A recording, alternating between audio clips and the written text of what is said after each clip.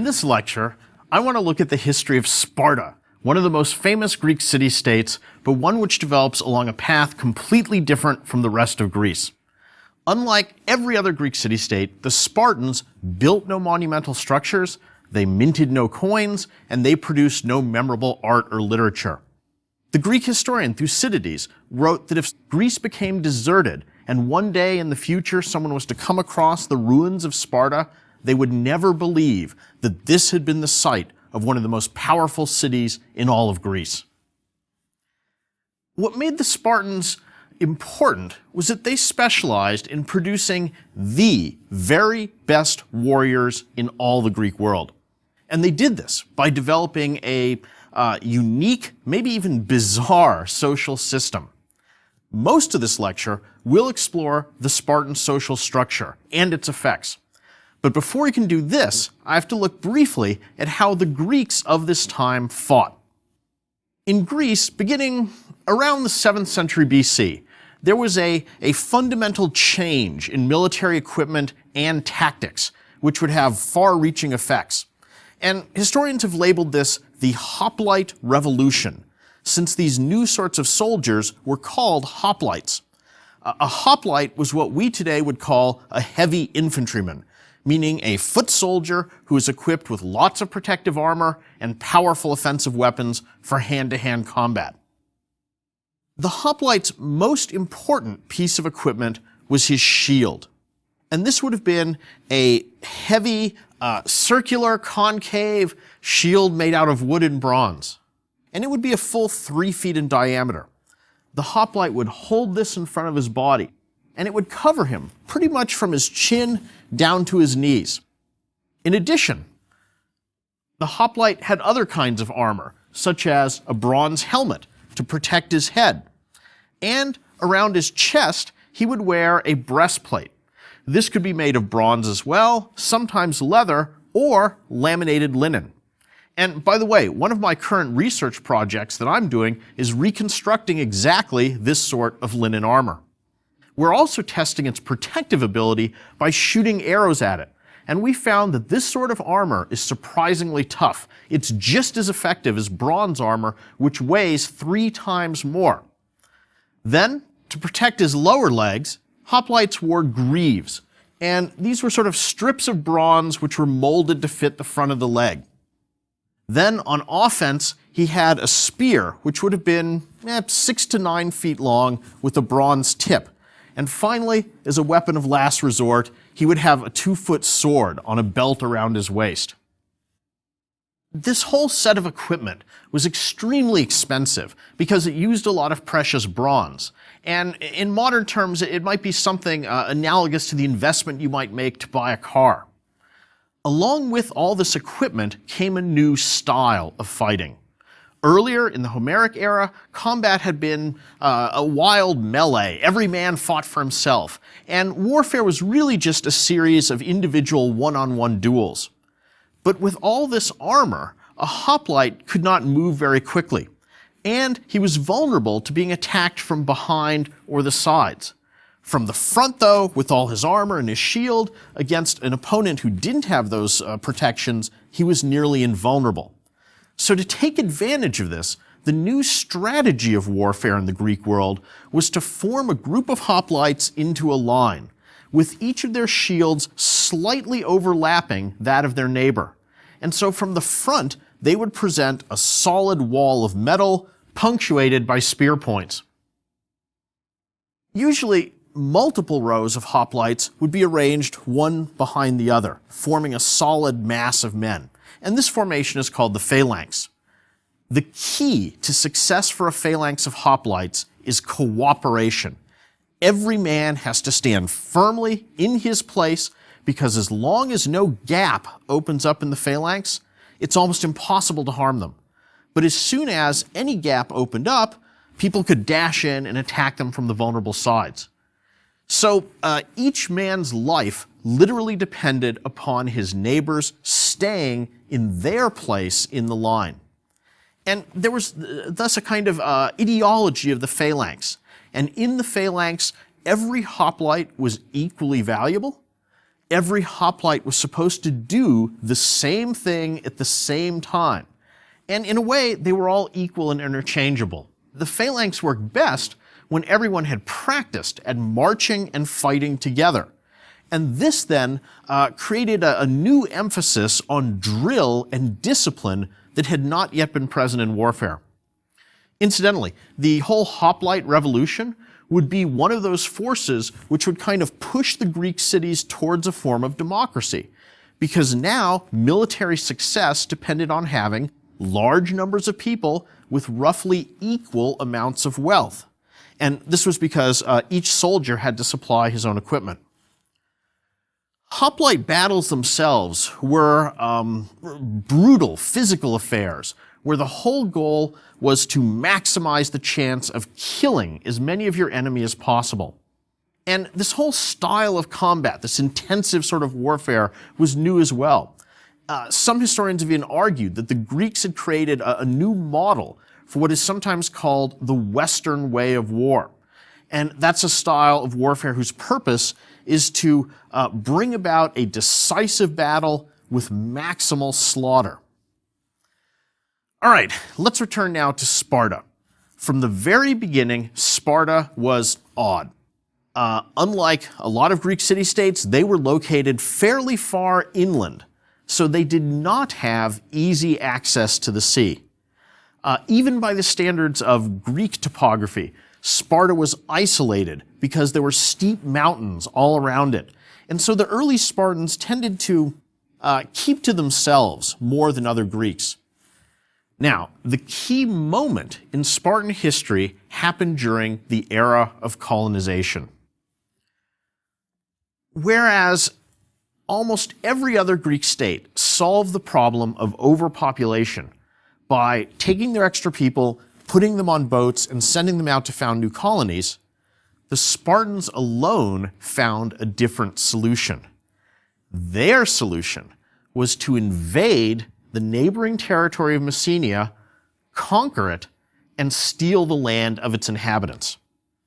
This key event happened around 730 BC, and it was called the First Messenian War. And this one action would irrevocably put the Spartans on a totally different track of development from all the other Greek city-states. Sparta's treatment of Messenia was also unusual. The Spartans did not move into Messenia and live there themselves. Instead, the Messenian people were reduced to the status basically of slaves. But how this worked was the Messenians were divided up among the Spartans, and each full Spartan citizen was assigned one or more Messenian farms as sort of his. The Spartans called the enslaved Messenians helots, and that's a Greek term that literally means something that you have seized or captured. These helot farms were free to live on their own, but they had to turn over half of everything they produced to their Spartan. Aside from that, though, they were left pretty much undisturbed. They could live as they wanted, marry who they wanted, raise their families, build their own houses. And that degree of, I suppose, freedom for a slave had the effect of making them want to regain their independence quite naturally. And so soon enough, the helots got together and revolted, and this caused the Second Messenian War around 650 BC. So, as a result of the constant threat and worry that the helots would revolt, the Spartans become totally preoccupied with the idea that they have to maintain a very, very high level of military strength so that when those rebellions show up, they can put them down. And eventually, the entire Spartan state becomes warped by that one obsession. And sure enough, the Messenians continue to revolt many, many more times, and that only strengthens the paranoia of the Spartans. So all of Spartan culture and society become twisted and directed towards the single aim of producing perfect hoplites, perfect warriors, in order to keep the Spartan yoke of oppression on the helots. Sparta traditionally traces its constitution back to a guy named Lycurgus, and he may well be mythical, we're not sure. But he was allegedly the reformer who established a body of laws, setting up the Spartan government. And the Spartan political system is pretty basic. At the top, they had a dual kingship. And this is again something odd. It means that they had two kings simultaneously who were of equal power and actually had separate royal families. The kings had to perform various ceremonial and religious stuff, but their most important function was that they served as the generals of Sparta's army. So, typically when Sparta was at war, one king would lead out the army in the field and the other would stay at home. And that way, no matter what disaster happened, they couldn't lose both kings at once. There was also a council of elders called the Gerousia. The Spartans like to name things very literally, so Gerousia literally means the old guys. And this was made up of 28 men over the age of 60, so for the ancient world they were really old, plus the two kings. They also had some elected officials, but a lot of the day-to-day power rested with the kings and the Gerousia. All right, while Sparta's political system with its dual kings was pretty unusual, what was most distinctive about Sparta, though, was its social system. And remember, this had the single goal of producing fanatical, identical, and superbly trained hoplites. I think the best way to explain the Spartan social system is to simply take you through the life of a typical Spartan citizen from his birth to his death and describe what he would have experienced.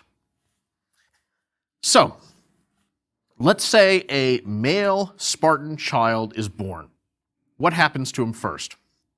Well, as soon as a male child was born, the Gerousia, these old guys, would come knocking at the door. And they would say, "Give us the baby to inspect." They would examine the child, and if the child had any visible disabilities, even if he looked weak in any way, if he didn't cry loudly enough, then they would take the child away, carry it out into the woods, and leave it exposed to the elements to die. So literally, from birth, Spartan men were already being winnowed to leave only the strongest. Let's say the boy is strong, he cries loudly, he looks good, so he's accepted. Then he lives at home until the age of 7, a relatively normal early childhood. But at this point, he's taken away from home and enrolled in a communal state-run school.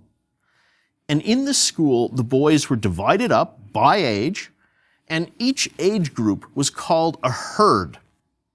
And what did Spartan boys study in school? Well, they don't learn reading, they don't learn writing, but instead they spend all their time in athletic training, playing sports, doing gymnastics, and most importantly, learning military skills and practicing with weapons. Spartans also believed that a good soldier, more than anything else maybe, had to be tough. So the program of exercise, even for these young boys, was very, very rigorous, and always it was super competitive. The boys were always forced to compete against one another. They did all sorts of things to toughen them up. So for example, they would only give each boy a single sort of blanket or cloak, and that was all the clothing he had. And even in the depths of winter when it was cold, that's all he could wear. Spartan boys were not allowed to wear shoes, and they simply had to run barefoot over the ground, whether it was full of stones or through the snow. Spartan boys were not given beds to sleep on, but once a year they could go down to the river Eurotas, which is the river that flows by Sparta, and gather some reeds, some weeds, and then they would put these down on the floor of their barracks, and that was their bed for the next year. The children were constantly pressured and forced to compete against one another in sort of combat sports like boxing and wrestling to put a sharp edge on their aggressiveness. And the boys who lost too many times or just weren't good at these things would be savagely humiliated, and everyone would make fun of them and mock them. and this seems to have often led those who repeatedly lost to end up just committing suicide. One interesting strategy was that the Spartan boys were deliberately not fed enough food to survive. Now, at first glance, this seems a little counterproductive. I mean, if you're trying to produce the strongest warriors, shouldn't you feed them a lot? But what it did do was it forced the children, in order to have enough to eat, to learn to do things like to creep out into the forest at night, where they could catch wild animals and bring them back to the dorm to eat. Or they would learn how to sneak around quietly at night and steal food from the kitchens. Now, of course, if they were caught by the teachers, they would be severely whipped. But the Spartans felt that this procedure not only made the boys immune to hardship, but it taught them skills which would be useful in warfare, such as how to move around quietly at night, how to be stealthy, how to be sneaky, and how to be resourceful and live off the land. There's a famous story about a Spartan boy and food, which I think illustrates the Spartan mentality very nicely. According to this story, one boy searching for food had snuck off to the forest, and he had managed to capture a fox alive in a snare. And he was now bringing it back to the dormitory tied up underneath his cloak when a teacher caught him. The teacher starts interrogating the boy. Where were you? Why were you out after dark? Things like this. And while that interrogation was going on, the fox managed to get its jaws free. And underneath the boy's cloak, it began gnawing a hole into his abdomen. But with true Spartan toughness, the boy didn't let on that anything was happening, because that would reveal he had been in the forest and doing something wrong. So he ends up just going back to the dormitory, and there he bleeds to death. Well, we might view this as kind of a shocking and horrible story, but to the Spartans, this was terrific. That boy was remembered and honored for his actions. He became a hero and a role model who showed that kind of toughness that all the boys should display. They stayed in these schools until they were about 20 years old. And during the last 5 years of school, they were encouraged to form a homosexual relationship with a young adult male. And interestingly, this seems to have not been viewed so much as a sexual relationship. That was part of it, but wasn't the main focus. But rather it was seen as a kind of a mentoring program, or we would say a big brother program. In the last year or two of their schooling, they joined something called the Crypteia. And this was the Spartan Secret Service or intelligence organization. And its main purpose was to spy on the Helots, and especially to try and foresee any attempts at rebellion. The Crypteia would also watch out for any individual Helot who seemed to be agitating his peers, or even to have leadership ability, or just be unusually physically strong. And then they would go have that Helot assassinated. Each year, Sparta formally declared war on Messenia. And what this did is it made it legal for any Spartan to kill any Messenian for any reason at any time. As a kind of final exam before achieving adulthood, young men were sent out on a mission in which they were told to go to Messenia, assassinate a Helot who had been identified as a risk, and then come back. And the Spartan was sent out unarmed. He had to cross those tall mountains, survive the snow, the wild animals, live off the land, find the Helot, strangle him in the night, and then get back to Sparta. And if he was successful, then he was judged ready to become a full Spartan citizen. At that point, at the age of 20, he would join one of the men's clubs. These were called the Syssidia. These clubs consisted of usually about 15 members, and that would be the center of the young man's life for the rest of his life. He would live there, he would eat in this men's club, and he would spend most of his time practicing for war with his fellow clubmates. And when the Spartan army marched off to war, each little Syssidia comprised a unit, sort of a platoon in the Spartan army. Now, since Spartan men were supported entirely by the labor of their helots, the males could spend all their time preparing for war and practicing military drills. And this made them completely unique among Greek city-states, because in essence, Sparta then had a professional standing army. Life in the men's club, by the way, was no more luxurious than their school life had been. The food remained very simple. Sparta is famous that in these men's club, they would serve one sort of food for breakfast, lunch, and dinner. And it was a thing called Spartan black gruel. And the recipe for that is you take some little bits of pork and you mix in some blood and some vinegar, and there you go, that's what you had to eat. It also seems that they still encouraged sexual relationships between the older and the younger men in the Syssitia.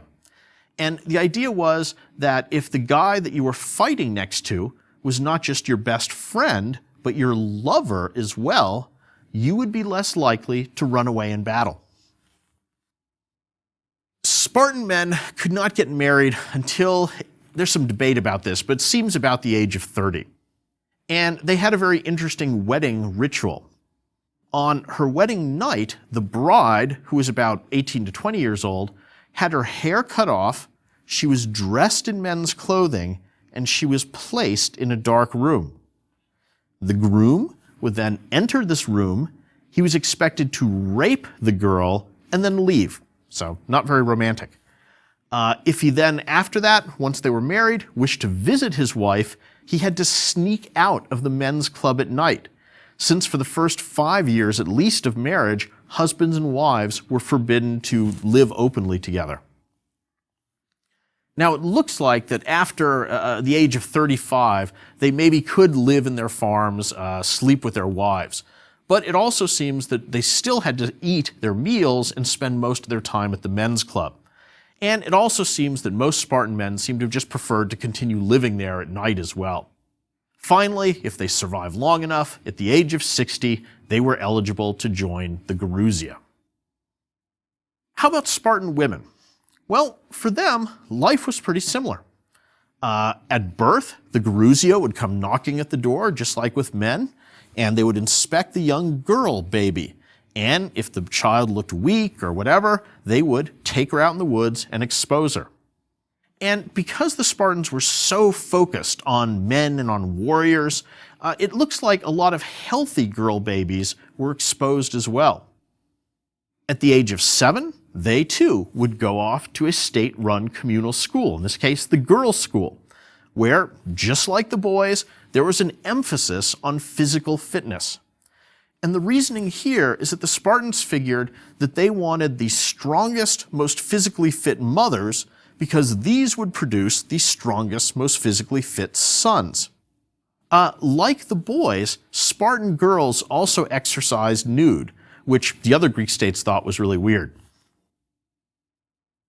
At the age of about 18 or 20, though, instead of entering the Secret Service, Spartan girls then would be assigned to a husband and would be married to him in that ceremony that I've previously described. Now, the life of a Spartan woman may not sound all that appealing by modern standards, but oddly enough, in some ways, Spartan women actually had more freedom and more power than women in any other Greek city-state. And in most Greek city-states, women, especially upper-class ones, were almost entirely confined to the house. So they could never go out alone, and they were always under the supervision of men. But think about Sparta. In Sparta, girls and women could roam around outside, and most importantly, as adults, who's running the farms? It's probably the women. They're the only ones who had the time to do that because the men were spending all their time at their men's club. So Spartan women actually had a lot of independence and responsibility. And at least within the world of the farm, they were the decision makers. Now, maybe because so many girls were exposed at birth, Sparta suffered from a gender imbalance. There was a shortage of women. And the Spartan solution to this was often they would have one woman married to multiple husbands. And what they most preferred of all is if they could get a set of brothers who would share one woman as their sort of communal wife. Now, since the goal of Spartan society was to produce tough, identical warriors, hoplites, the Spartans disapproved of luxury and even just commerce in general. Sparta did not conduct trade with other cities. Spartans were forbidden individually to possess gold or silver. And alone among the Greek city-states, Sparta did not mint coins.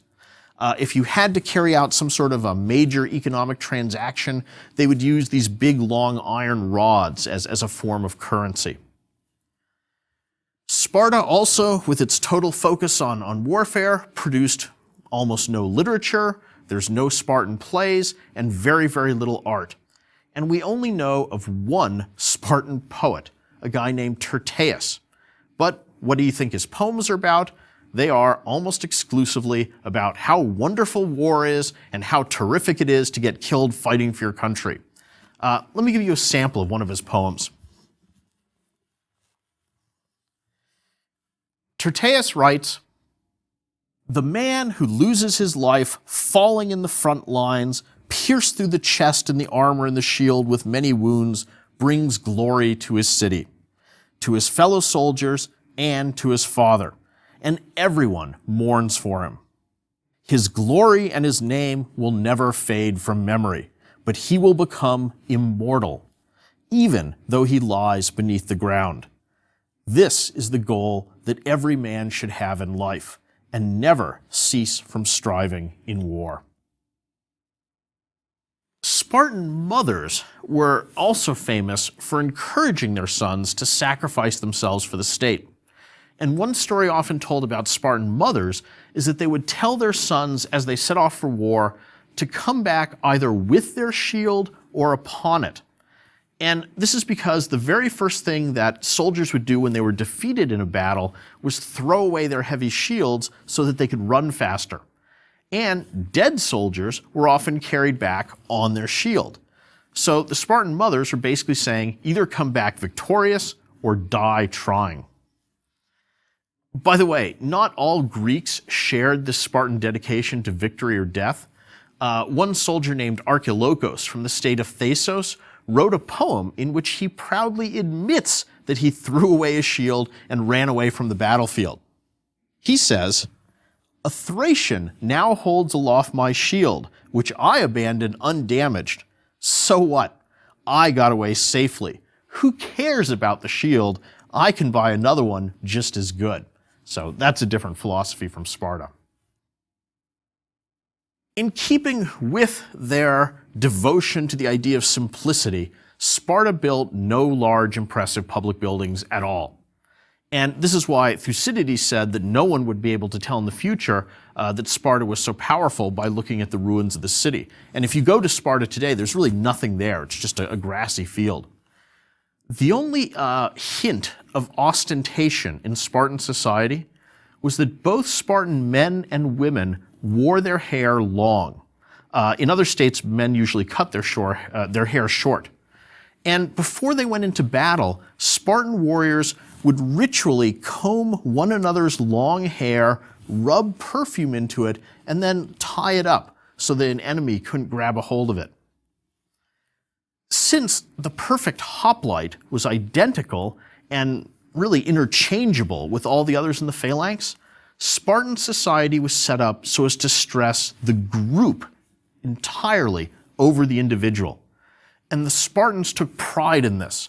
The term they had for themselves was the homoioi, which literally translates the equals.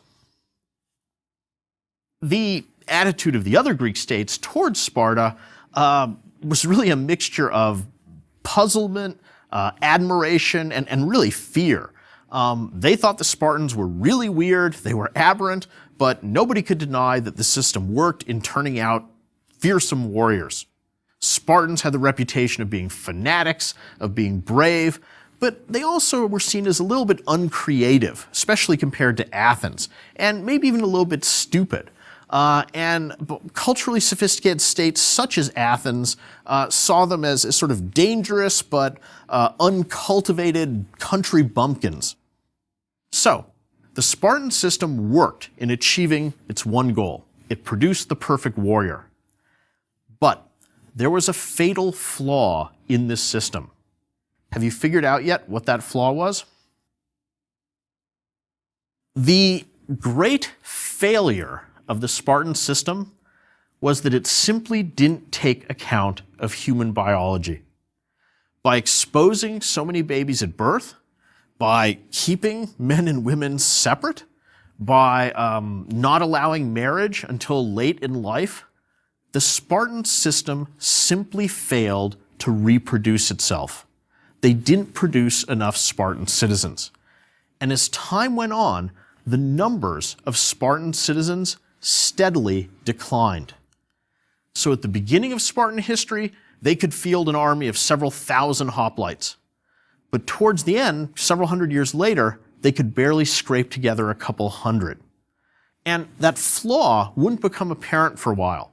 And for centuries, the Spartans did manage to enjoy their special status as the ultimate warriors of ancient Greece. Thank you.